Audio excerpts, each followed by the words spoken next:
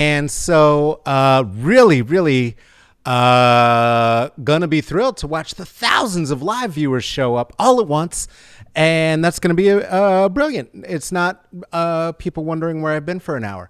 Also, second special treat is that I said this was going to be a thing for the patrons. We're doing it bigger than that. We'll get into all of that.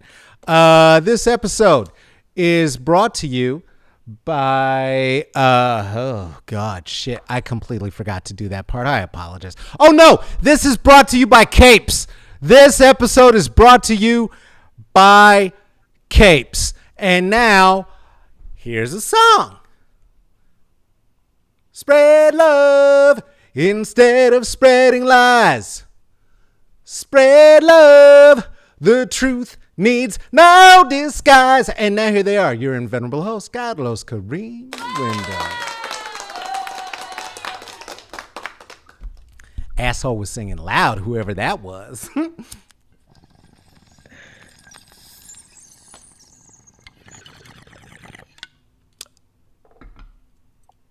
That air horn is how we know we are actually and factually here. And I still don't know how fascist it is out yet. It's just I can't tell. I might be in a cage soon. Eek. Let's see. Oh, this is fun. I have me and my crew. We make music. Now, because you're watching this live, you may think that since there was a little flash right between the last time I was talking and this, that this is pre-recorded. It's not. I'm just here telling you that we made this record. It's called And We Ride. Our crew is called Wallace, and we're pretty fucking good. Some Berkeley trained musicians, some MCs with well over 25 years in the game, some guitarists who've been playing funk since funk was funk. Some shit. Check it out. We're there on your favorite music servers. If you want to use the one that's actually going to support musicians, though, what you would want to do is go to the Wallace Bandcamp and pick up your record there. That would be great. If you are the kind of piece of shit that I am in terms of the songs that you're going to hear some seconds of today, you could find it on Spotify. Thanks, Metallica. Hey, if this is a thing, this Smoke and Mirrors thing is a thing that you like, you know what you could do?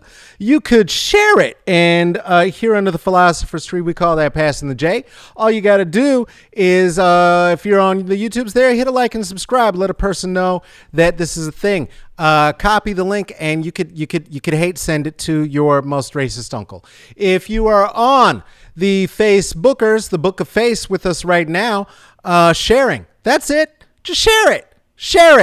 I'm going to say a thing too real quick. I'll come back to that shit. We'll talk about it. Listen, you motherfuckers, I've been asking you to share it. We used to share under the community, in the community under the Philosopher's Tree. You've been selfish. Other people want it too. Share it on your page. That would be lovely. That's the cheapest, freest way to help out. The other things you could do, you could drop $5 on it if you want to. That $5 goes over to the Venmo. Those are all spellings of my name, Carlos-Wyndham. That's the Venmo. Cash App is the $ with the CK Wyndham.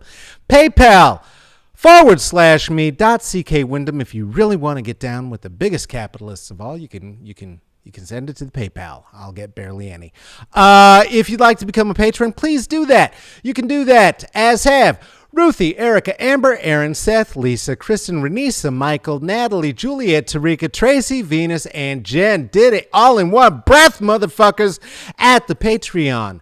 That is Smoke and Mirrors CCB. That is for comedy, culture, and blackness. If you become a patron, you get your very own Carlos Kareem Wyndham trading card, as held there by our very own good friend, Red Ray. Wow, I'm going to just say that again. Joshua, we wheel it back one time. We'll cut that part. Red Ray Frazier. international recording and performing artist Red Ray Frazier, who is a personal friend of mine, and I'm sure will take absolutely no offense to the fact that I just destroyed his name here, because artists aren't sensitive about shit like that at all. We're good with it. One time, my name was spelled incorrectly at his show. I got up on stage. I was a feature, and they spelled my name like the slave owners who built the hotels. No, that's not. There's no Y in my name. Why? Because I hate you. My name, the slave owners who owned us, they had an I in their name, and I am a descendant of that barbarism. Today we're going to do a special thing. I'm going to try a thing. Joshua and I were working to make this episode extra cute, because it is going to be.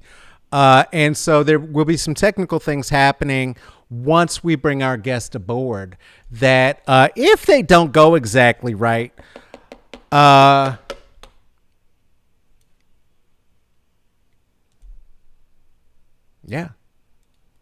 our intern Joshua may or may not be back. We'll see how that goes, because unpaid labor is my shit. So watch yourself.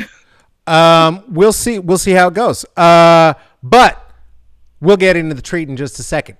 Everybody who is here, thank you. I said I was going to do a live show and then do a recorded show, and the recorded show was going to be in the Patreon, and ba-ba-da-ba-da. Guess what? Fuck all that. I'm tired. I did like 2 workshops today, and I'm not gonna.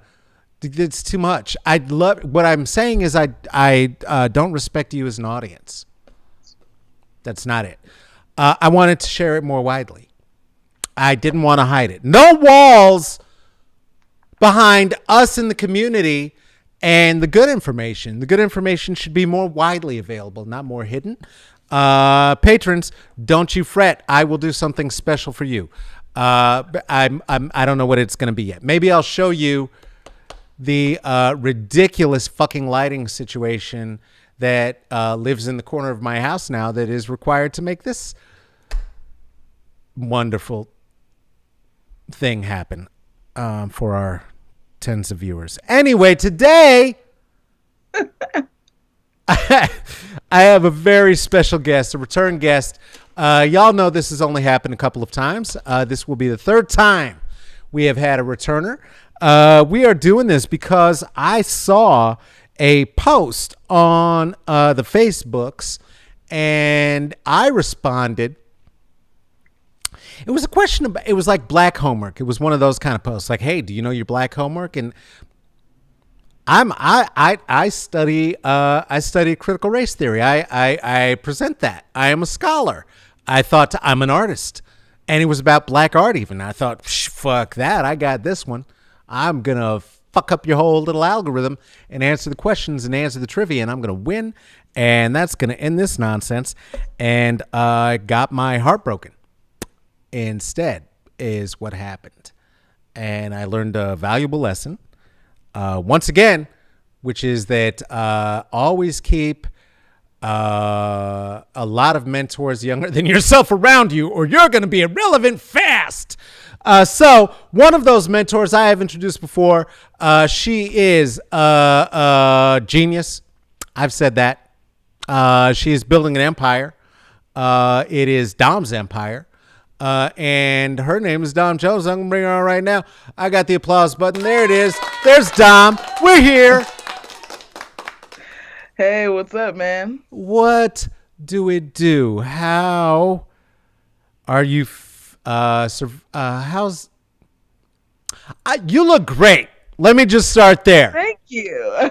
That's not a trick question. It's a good place to start. It's a good place to start. You look fucking fantastic. And I love it. I love it. Anyone who is doing bolder editorial outfits than myself out in public for no good reason. Kindred spirit. Gotta do something. I'm not a poll counter, so I'm not counting votes. So I have nothing to do. Goddamn, goddamn. So have you been like what did you watch that night? Did you watch on Tuesday at all or no? You was out. Oh no, I never do because and especially this time around, it was Mm. like, well, we know it's gonna be just a complete, Shit show? yeah, yeah. A shit We show? A already shit know. show on fire? A flaming shit show? Yeah, so I decided to, I bought the book Lovecraft Country after finishing the series because I wanted to do the comparative work. Um, That's the thing, innit? How'd that go for you? well, I'm just maybe about 50 pages in. Okay, okay, So, okay. uh I think so far it's been pretty on par with what Mm. I saw on screen, and I think so far I'm like, oh, this is a good translation of what's in the book, what was Mm. on the screen. We'll Nice. see as Okay. I get deeper into it because I heard that from folks who had already read the book that there were a lot of liberties taken with the on-screen version. So we'll Yeah. see as I get further into it. Yeah. Well, I mean, there should be, right? Like that's one of those things. Like if I look at The Shining, and right, you look at the novel, and the story there, which was drastically different from what Kubrick had presented.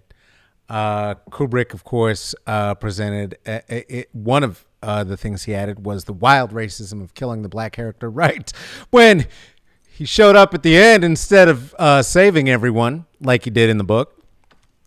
Um, but as much as King hated it, right, you can look at King's sequel and see that the influence that the film had on him carried over into the sequel, what Doctor Sleep, and without doing too much fan service, like really carried the story forward. So, when filmmakers bring shit and bring their liberty, sometimes it ends up adding more flavor. I don't know. I mean, there was more flavor in Lovecraft Country. I'm curious to know what actually had happened in the book though. I'm a follow up with you on that too. Yeah. So before we get into how you destroyed me, it hurt Tom. It really, really. I was like, God damn it. Before we get too deep into it though, uh, how did you come up with the idea to destroy so many of us? What is it that you are part of what you are currently doing in the building of your empire that you thought we needed to have a peek behind the curtain and kind of see what was actually cracking as opposed to what might be cracking in our imaginations? Yeah, well, I am a creative in the sync and licensing world, which is the pitch side of music supervision. And so what I do during the day is pitch music for film, television, advertisements, and video games. And so part of my job is knowing who the major players are in music supervision and fielding their requests, which we call briefs, when they come across our desk, knowing their style, knowing the Mm-hmm. style of the shows that they work on. Mm-hmm. Um, and so in having to learn that, I learned some surprising information about some of my favorite shows. Mm-hmm. And I Well, let's also just, keep you going. Keep know, going. Sorry. also just knew that, you know, something I've said for a long time is that people make decisions based on optics more than information. And Mm-hmm. so, Mm-hmm. the decision to support these shows are based on the optics uh, of them being black because the front facing actors, actresses, and a lot of times showrunners are black. Fuck yeah. Can we That's what we peel try and can we support, peel right? back that onion? Okay. All Yeah, I right. Well, mean let's get it's into it. important it's important that there's representation among the actors and actresses and Mm. showrunners, but can we peel back that onion? And what do we find once we start peeling back that onion? Okay. And so Well, in my corner of the world, I found some things. Okay. Well, one of the things that's under that onion that I want to talk about first is in terms of I want to make sure folks understand what we're talking about and that I understand what we're talking about when we talk about music supervision, because I know the title, right? You describe the basics of how this kind of thing goes. And one of the I think more well known and currently celebrated music supervisors is Ms. Morgan Rhodes in Los Angeles. And she is, oh, see, there went the lighter. Joshua! When we go off camera next, get my lighter, okay? That don't talk back. That I gotta check these people. That she I have assumed for a very long time is one of the predominant players in this, because when we talk about music placement, her appreciation, and she has a show now with Oliver Huang of the Bay Area that is called I'm Gonna Know. He rocks, he rocks, he rocks. Where they talk about music generally, but she's very specific about placement. So it's not the soundtrack, right? But it's the music that like the ambient music that feels like the music of life that you would hear in like a TV show or in a film, yeah? Or is it both and? Yes. So here's the thing. In television shows, it's the songs that come on like during a montage, or Uh maybe huh. it's the opening song of an episode. But music supervision are the folks um who work with the showrunners to create the sonic palette of the show or of the film. And so when you place a song, Sonic that music. palette. Hold up, hold up, hold up. Sonic palette. Genius. Okay, keep going.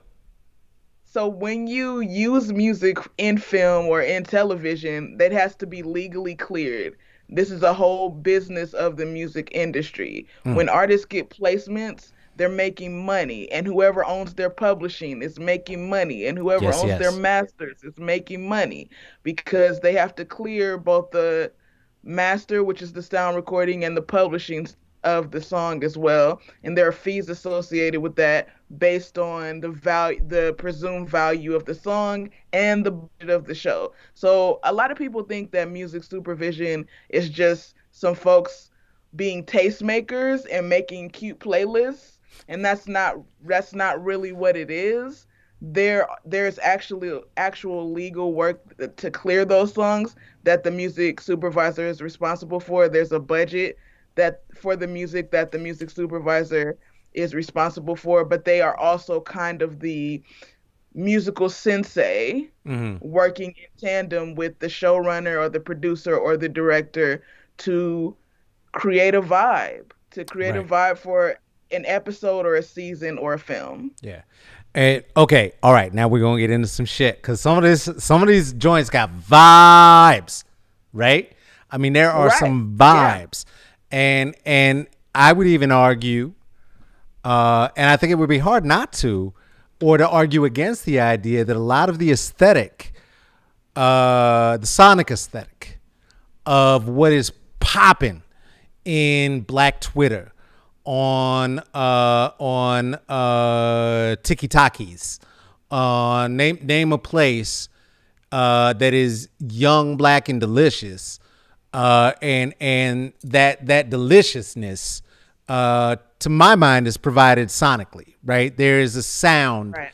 that comes to my mind when I think of Teen Vogue, even, right? Like something in my brain starts just being like, ooh, this is some black shit happening up in there, based on the news, based on the Right. stories, based on who they put forward as the editors, regardless of the owners, regardless of who are the editors in chief, and da da da da, right?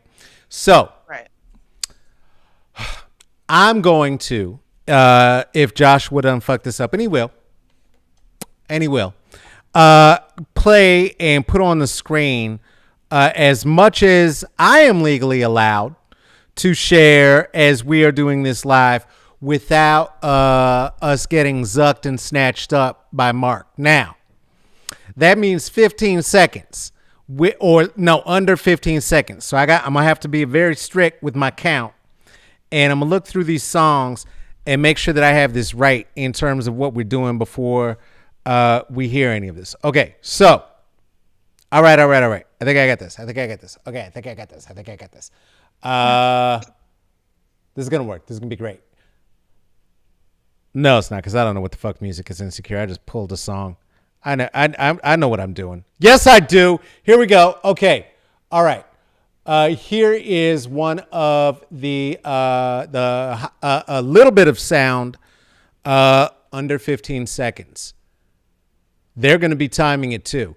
I'm going to play under 15 so that you can actually hear it in the replay, because I don't know how they're even doing it. I honestly don't even know how they're able to, but they do. And there will be no music if I fuck it up. I meant Joshua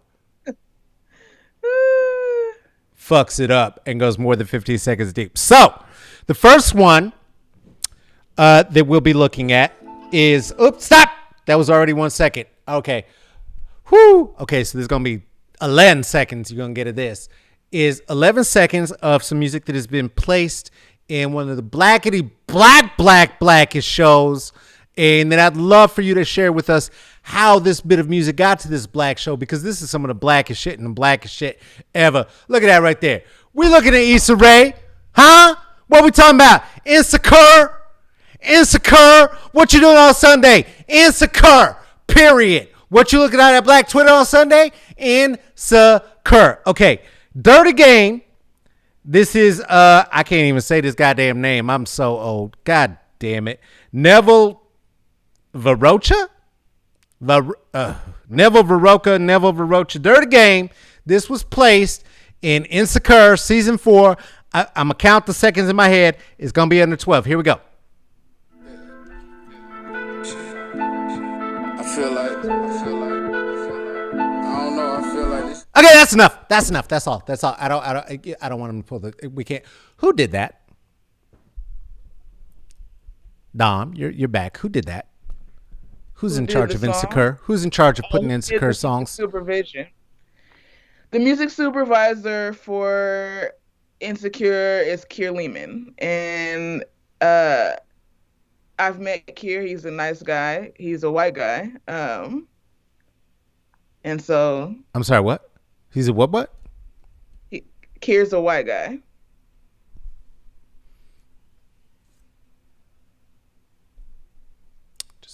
I'm going to just bring that image of Insecure back on the screen again real quick. Okay. But is someone who works with a whole team of nothing but black people?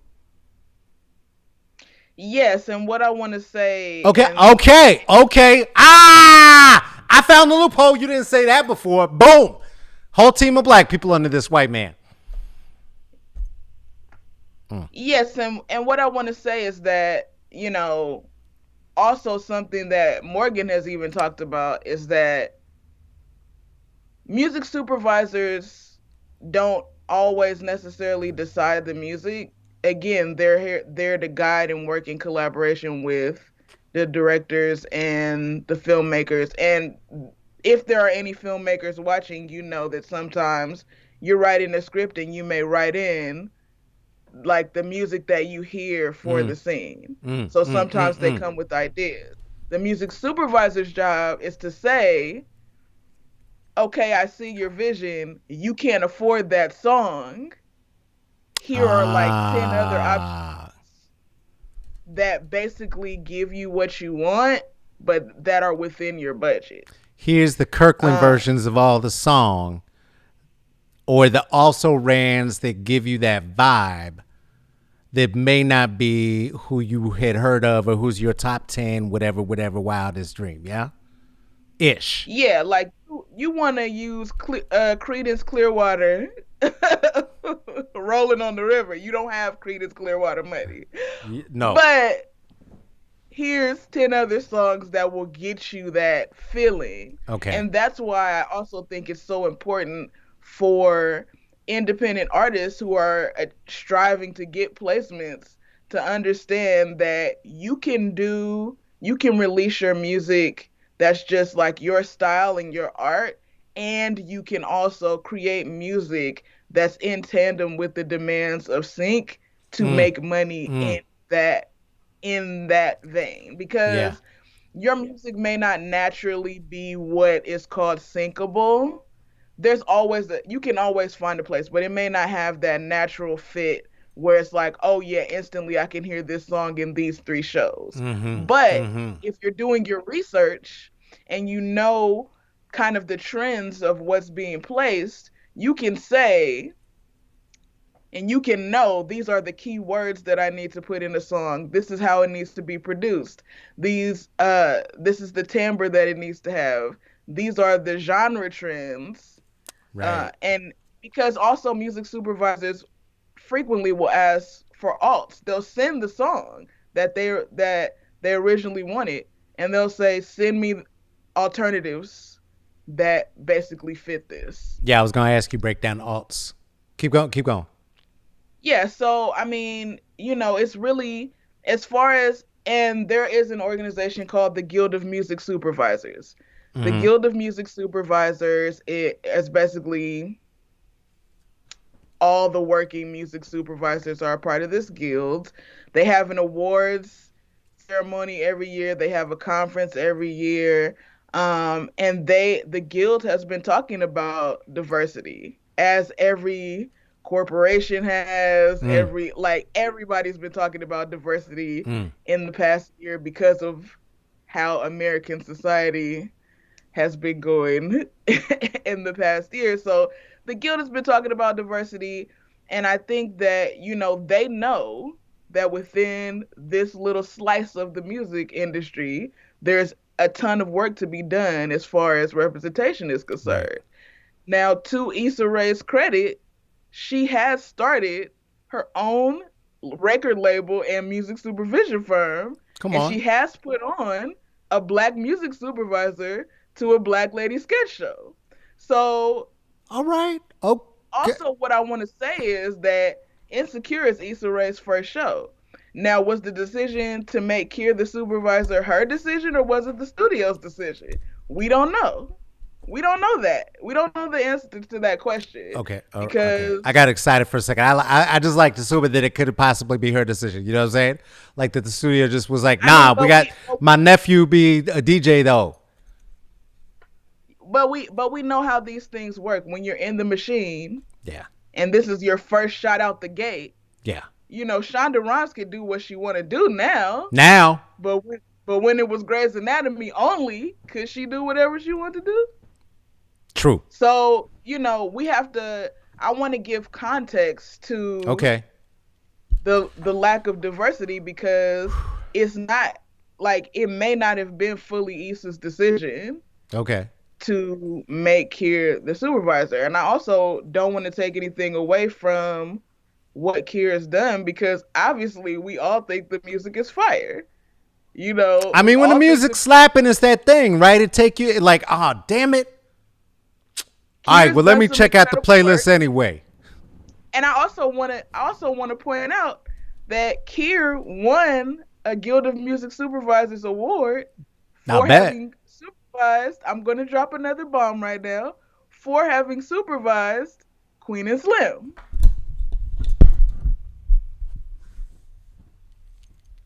Oh. Okay, cool. That's good. That's fine. Wow. Okay. Whew. That one gave me chills. So we have Lena Waithe as the front-facing creative on that film. But this is what I'm talking about when I'm saying peel back. Okay, but Lena got that power though. She got power like that. She could pick her whole team, can't she? At this point, maybe. Who knows? Yeah, maybe. Because I mean, when we talk about the scandal around the Star of the Shy, and how he was fired, and how Lena went Mm. on the Breakfast Club and said it wasn't her decision because she sold the show, so it was the studio's decision, so she didn't have any power. Does she have the power to pick her music supervisor? I don't know. Yeah, word. She did say that. Okay. All right. Okay. All right. Okay. I got another one. I'm gonna fix it. This is gonna be fine now. I'm gonna play. Okay, hold on. Let me bring up my little playlist. We're ready for this. This is gonna be fine. This is gonna be fine. Shout out to everyone who's watching. Jesus Christ. Is that so? Oh well, here's a question from Tarika while I'm looking this up. Shout out to Kriya who was watching and said, "Hey, I've heard too many trigger warnings. This is no." I hear you, and hopefully you're looking at the rerun and hearing this part too. And we had a question from Tarika. Is this why Guardians of the Galaxy uses a lot of old school music?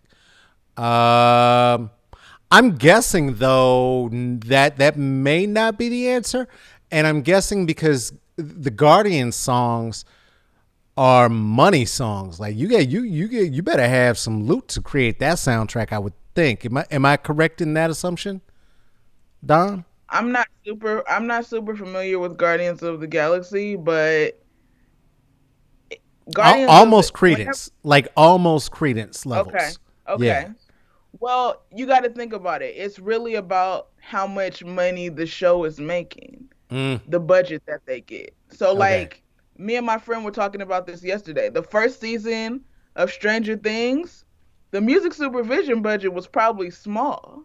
Mm, But when season one of Stranger Things aired and the show blew up, the music supervision budget went up started with hitting. the popularity of the show. Yeah. And Then they they had right actually, songs for the right years. Yeah. Yeah. Yeah. Yeah. yeah, because, and then you also got to think about this. It's not just about the budget, it's also about who wants to get their song into the show. Because if the artist is watching and they own their master and publishing, because that matters too. Couple If the big artist ifs. is watching and they own their music outright, they can say, my song is worth $50,000 per side. So Mm, normally your fee would be $100,000 to use my one song, but I'm going to let you use it for $25,000 a side. I'm going to give you a 50% discount because I need the relevance of your show, and my song mm. playing in your show is going to raise my relevance back to a place that it hasn't been for a while. So that's also a part of the game too, is Damn. that, an artist can say, I want my song on Power Book 2. I want my song on Stranger Things. And they can be a major, major artist, but if they have control of their music, they Mm-hmm. can make the deal to make that happen. Damn. That okay. That's nuts. Woo! Okay, this is a rabbit hole. All right, I got another one for you. Joshua It put up is. a few ones. Okay, this is the hottest, blackest, blackety black shit. Or at least that's how we had positioned it. Prior to each one of these three lead actors becoming wildly famous and showing proclivities that may not be the blackest shits in the world. But this is a couple of seconds of Skilakwa Walenga. Oh, I'm showing the wrong goddamn thing. No, see, that is not what this is. This couple seconds. Okay, Joshua, you know what? You're motherfucking fired. You're motherfucking fired. That's what it is. What we heard before was a bit of Dirty Game uh, from a whole different show. That was not from goddamn Insecure. That was actually from the screen picture that you see up now. We'll go back. I'll play you something from Insecure. My bad. But I can't play it again. I already played 12 seconds. Sorry. Music from Atlanta. Yeah. Donald Glover's Atlanta, the blackest shit to happen 3 years ago on television. Tell us about it. What are we looking at here? Atlanta's music supervisor is Jen Malone, a white woman. Uh, Jen Malone also does Euphoria, just to throw that out there. Son of a Uh, bitch. Okay, that's fine. she's big in the she's big in the music supervision. She's one of the bigger music supervisors out there. Um, so yeah, Wow. she works with the showrunners for these shows. But I mean, also the showrunner for Euphoria Who's is the a white guy. showrunner? So I mean, Wow. Wow. Wow. Okay, so I asked you who's the showrunner, thinking and hoping it's a white guy? yeah. And here's a little another nugget Oh, within god that. damn it. That's At last, gross. That makes that gross. I don't want to watch that now.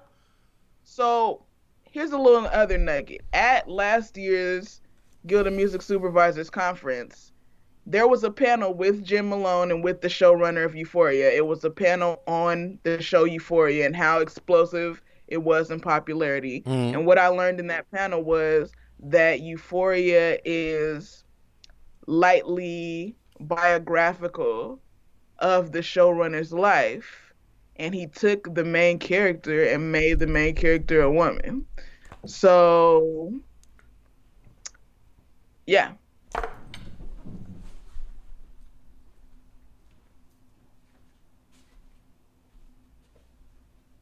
Okay, fine. I went back. Yeah, no, I understand. I have a contract that said I would do this. All right, fine. Hi. Great news. That's fine. No feelings about that. Okay. Well, gives a new definition to digital blackface, doesn't it? Look at that. I mean, Nothing the about thing, the I work actor. in Listen, this- when the actor, yeah. when an actor inhabits the role, that's them. Okay, that's them doing their Right. work. They putting in the skills. They putting in the chops, and that young actor in particular is showing everybody that she just here to fucking wreck shop. She don't give a shit what she in. She gonna kill it, and she did. Yeah. God damn though. Come on. But these are the things that I've learned for the past couple years that I've been in this work. And the reason that I've stayed here and the reason that I've started sharing this information is because I've also experienced and am experiencing now the resistance in trying to get to the next level of this work. Mm. So when you think about is there's the diversity in the music supervision world, there is a job family and there is a path forward and there is a way to go about getting work. I mean, music supervisors are basically freelancers and they Okay. have to, they have to be called upon and they have to be contracted to do these TV shows and these films, but there is a path to that. Hmm. And mostly the most traditional path is by being a coordinator. A coordinator works with the music supervisor and they wade through all of the thousands of submissions that may come in to whittle down the list of music that the music supervisor listens to.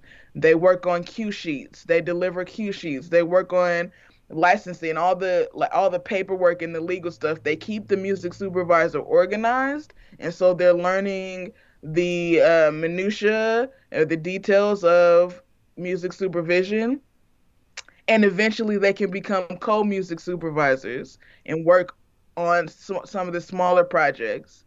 And then you start getting credits on IMDb, and then eventually the music supervisor may pass off a job to you, and then you'll start becoming known for your work, and then you can go off and become a music supervisor. It's very similar to, say, film composition, Yeah. and how someone will work under a famous film composer, and they have to do the grunt work at first, but they're learning.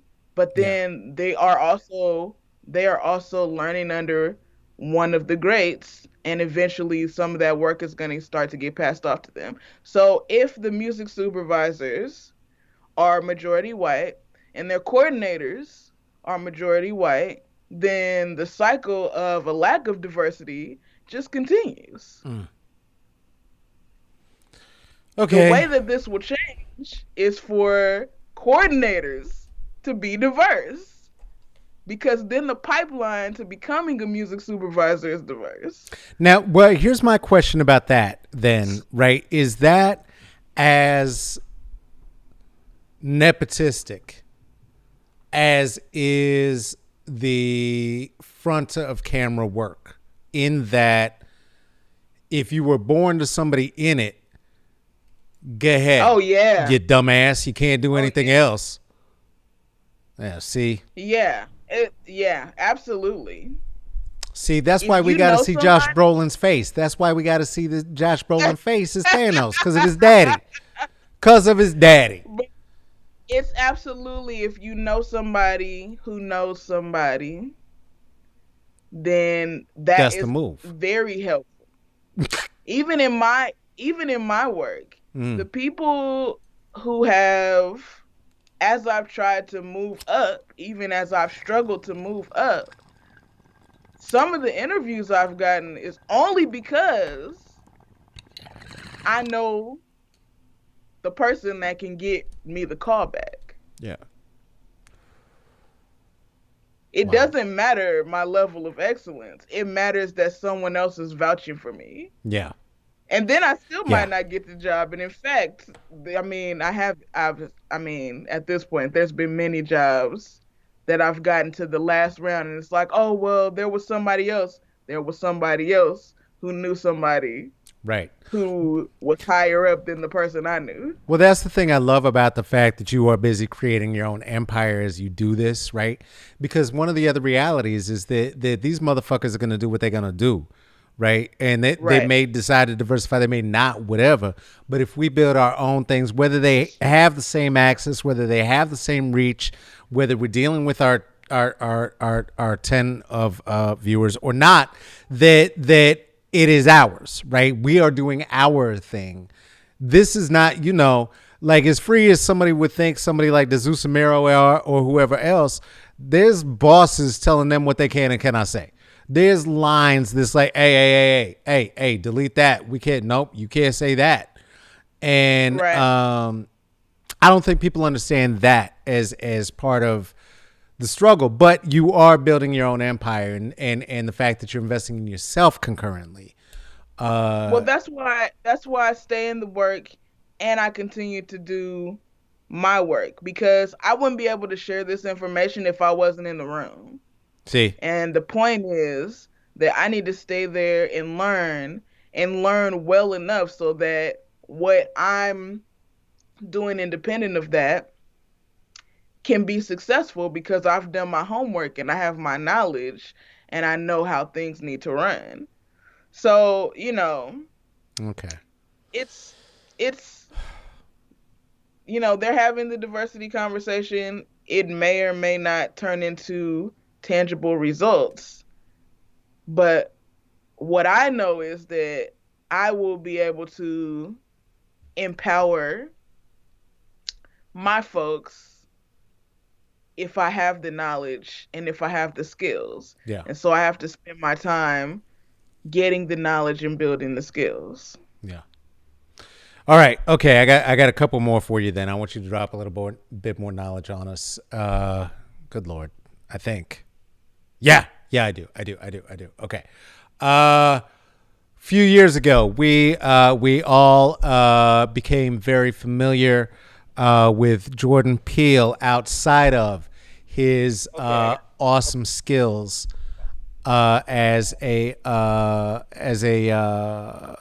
comic, as a sketch artist. He very quickly ascended outside of the realm of Mad TV and the Comedy Store and into a whole new stratosphere with Get Out, and of course we all remember the title theme from that.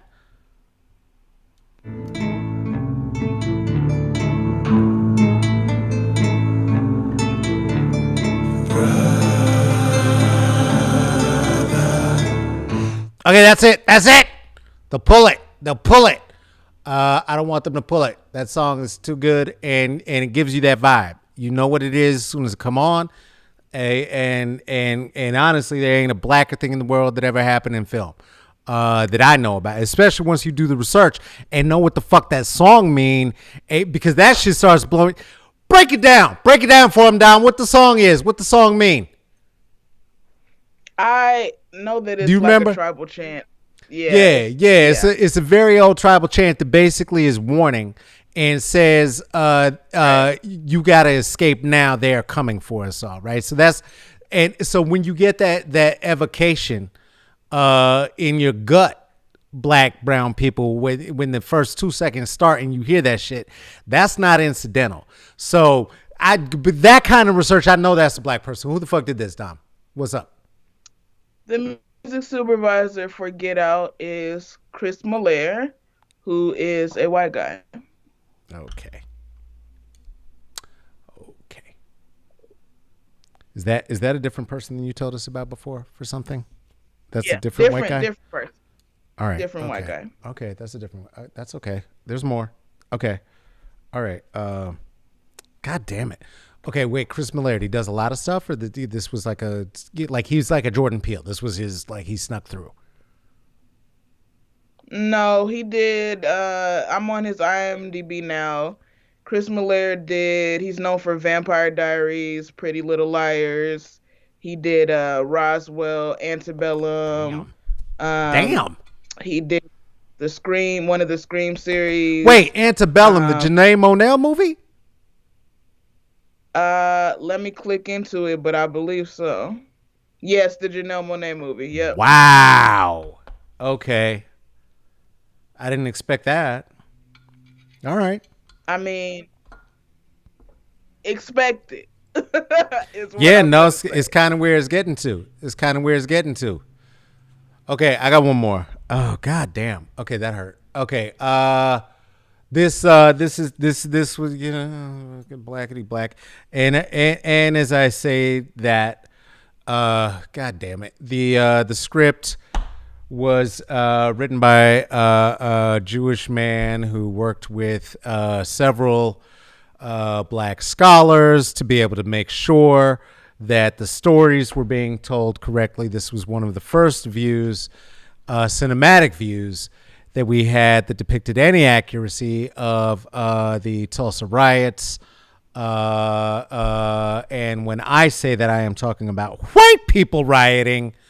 And of course, this would be the reason that Regina King is so much closer to her EGOT, and we're very happy for her because we grew up with her. 227, I seen you. Of course, this is a little bit of a piece of something from Watchmen, also from the classic Oklahoma.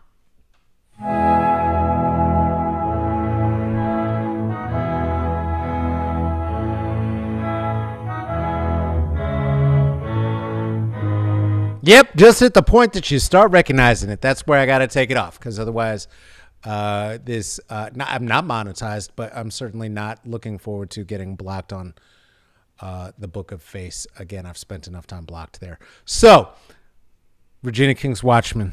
Good news for me, please. Please give me some good news on this.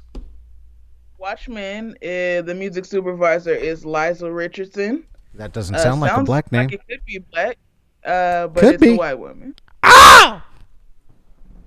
And just while I'm here, Liza Richardson is also the music supervisor for Lovecraft Country, if anyone was wondering. Okay, good. See, this is what happened last time to me. I asked a stupid question, and I thought because the last time I thought I was smart, and I thought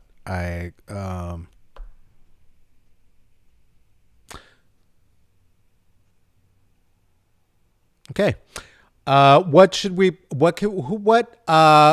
Who's placing music that we can go, oh shit, that's black as shit, And not just in sound, but this is where somebody placed the music well, and it's who we would hope.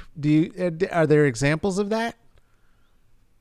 Yes, there are Okay. examples of that. Okay. All right. So, Bathe us in some of that before we let you go, please.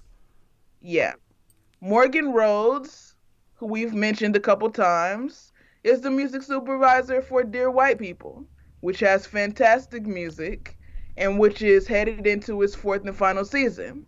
So, folks should support Dear White People, which I really have loved what the series has done. I think that is a great testament to the original film itself. Folks should support anything that Morgan does, really. And she Yeah. also did the first season of Queen Sugar. Didn't continue on Queen Sugar, but just go back and rewatch season one. Okay, because I was gonna Um, ask you about Queen Sugar too, but my feelings were so hurt. I swear to God, I yeah, have I have Michelle all lined up. I have Faithful here. I got Queen Sugar down there. I was ready to bring it up, and I am so glad to know that Morgan at least did a season of it. she did. Okay, what else? What else we need to know? Again, I mentioned a Black Lady sketch show that has a black music supervisor, and it's a black guy, and he also music supervises the show Woke on Hulu. Oh, okay, Uh, so that has um okay. I'm gonna have to look at it. Some people have had some things to say about the show itself, but I haven't seen it. I don't love Woke. I Oh, mean, really? it's That brother's it so funny. felt He didn't do it funny good, or is it the script or something? What happened? it just felt like it wasn't going anywhere. Okay. And I was just kind of like, I mean, I'm at episode like 4 or 5, and I still don't understand where this could possibly go. And I Okay. also don't understand the purpose of any of the side characters, Oh. besides being caricatures. Besides, this is a And comic I know. Bring him into the show, please. I Uh, it's it just started to just be like, this is not worth my time. okay. Well, but if you want But to support the music supervisor, at least give it a yeah, spin. support the music Get through supervisor. 3 episodes. See if you can get through. We all have the altitude thing, like we're in a collective airplane up here together. It could be fine. You might get through it. That might be your shit. You don't know. So Woke on Hulu. What else? Madonna Wade Reed. Madonna Wade Reed does a bunch of the CW shows, including All American, which is a black show. Okay, tight, Uh, tight. so, I mean, just look on IMDb for Madonna Wade Reed because she does too much stuff for me to list it off. All right. Uh, but Derek Big Tank Thornton, he's the music supervisor for Power Book 2. And he's done a lot of classic stuff over the years. He was the music supervisor for My Wife and Kids.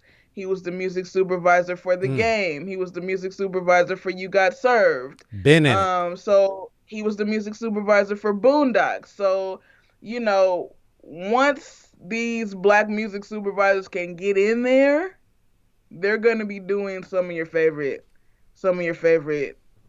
films and television shows. But the point is that there needs to be more of a point of entry for diversity. They're out there. And, I am going to say this on Smoke and Mirrors. You will see Dom Jones under the credits as a music supervisor Hell yes. for a film or a television show in the future. Hell yes. Because it's not just about there are actual musicians who become music supervisors, and I think that's actually the best because we obviously understand music, and we understand the power of relating that music. Every musician has a vision of the song in their head, Yeah. but they may not be also a filmmaker. So music supervision is kind of that middle ground where a musician can put the music to picture and bring that vision to life. Absolutely. Yeah, no, and I will say here on Smoke and Mirrors that when you do, I will happily accept a walk on and walk right the fuck off. And don't even need any credit. Just like a stormtrooper in Star Wars. I don't give a shit. I don't even care. I just that I was in it, just so that I can be on IMDb page. I don't have to do anything. I'll for you, only for you. I'd be a slave. I'll play a slave. Only for you. Hilarious. Only for you. Anybody else ask me, I'm gonna punch you right in your Jack Johnson. Let me tell you that. Goddamn. Well, Thank you so much for sharing all of folks. this. Yeah, I hope this was helpful for folks, and I hope that folks can start to look into more of like who's helping create the musical vibe on their favorite shows. Yeah. I will say though that the musical score on Insecure is Raphael Sadiq. And so I do want to put that out there as well. The film scoring and composition world is also not very diverse, but you know, one of my good friends from Berkeley, Eric Fells, is about to go to grad school to get his master's degree in film composition, and he just got his first gig scoring a documentary. So nice. On both sides of things, you know, Black creators are coming. In music supervision and in film composition, Black creators are coming. So believe it. You know, just keep your eye out, light your candles, hold your crystals, you know, say a prayer for us. Do it. And yeah, no, I mean, I would only add to what you just said in terms of as we're looking for that level of diversity at the base level. And when we say diversity, what we mean is breaking the system. What I mean is breaking the system of white supremacist capitalist patriarchy, right? That is the ceiling to be broken. And as much as we say it's something other, because oftentimes you will find white women defending this system because they are the key beneficiaries of it. And that is in entertainment as well. It should be less stunning to me, this conversation, only because having at a time been BAMUS, I knew that the rule of thumb is if you're looking backstage for who produced this event, find the white girl. They had something to do with the shit. 8 times out of 10. That's very, very true. 8 times out of 10. Jessica Tully, I'm looking right at your ass. You my friend. We talking. You know it. You know, it's just what it is. And while there are the folks like Jessica who work very hard to make sure that they are doing it in an equitable way by bringing the right folks in, putting them in the right positions, and not putting herself in a position of being the key credit taker all the time, there are other folks who just don't and can't. And I am not going to name them because I'm less interested in putting their names out there because fuck them. Dom Jones, I don't know what to say. Thank you for spending another hour under the philosopher's tree with me. I sincerely appreciate it. Thank you. And if I could, before I go. Yeah. Pluggies and all the good things. Talk to it. Tomorrow, a global African festival called Bacchanal Day Afrique starts, of which I am a 2020 artist fellow. And folks can get day passes or all access passes at bacchanaldayafrique.com/tickets. There are Black artists, multidisciplinary. So there are musicians, sculptors, what is it called? I mean, designers, clothing designers. They call it something else, but I can't remember right now. Dancers. There are all kinds of artists who are a part of this festival. It is a global virtual festival. Tickets are available on a sliding scale, so if you're brokety broke, you can still go. And so I encourage folks to really tap in with this. The festival's running from November 6th to November 28th, and get yourself some African diaspora in these last and evil days. Absolutely. And you will see that right now on the screen. You saw that with Dom. If you are on the YouTubes, you saw the link was right there. Make sure you check that out. If you're on the Book of Face, The actual link is in the conversation on the S&M community page, Smoke and Mirrors community page. And very unfortunate or fortunate acronym. I am not here to kink shame. Do you? And also on my own page. So you can look for it in all of those places. Please do look for that. One more time. Also, and now Tracy is adding into the chats, IamDomJones.com. I will ask you to look for that if she's not going to pump herself, because as I said, my friend's geniuses, and I'm trying to let you know while you can still know. Get on the ground floor, motherfucker. You ain't even on the ground floor. You ain't even seen the ground floor. Go back to the last conversation. You want to know where that was. Shit. Thank you so much, Dom. Really sincerely appreciate this and the work that you continue to do in the field. Thank you so much. And thanks for having me. Oh, and again, anytime you want. There's an applause button. Look at that. Oh, shit. Huh? Well, okay. There's good news and bad news. Still super white supremacy supremacist out there. What can you do? If you hear the echo of what we just said in the back, it's not your imagination. That's us. And Joshua, we talked about that. Okay. Well, I don't get. You should have talked to Dom before the fucking show and explained that you don't watch the show when you're on the show. You should have done it. Yeah. Well, next time. Well, okay, you can stay. Joshua will be back next week. Nice. I will be back next week. Tracy will be back next week. And now here's a closing page for you, because this has been another episode of Smoke and Mirrors. You can find us at the IG at Smoke and Mirrors CCB. That's for the comedy, the culture, and the blackness. You can see me and my words anyway at Twitter at Caballo Negrito, which for the monolingual among us translates as, why are white women in charge of every fucking thing? Caballo Negrito, direct translation, why are white women in charge of every fucking thing? If you have a thought, suggestion, complaint, well, you can go ahead and you can write that down and you can email it to us at Smoke and Mirrors CCB. Again, that is for the comedy, the culture, and the blackness at gmail.com. And we will take that under very, very, very deep and serious consideration, especially if it's a complaint.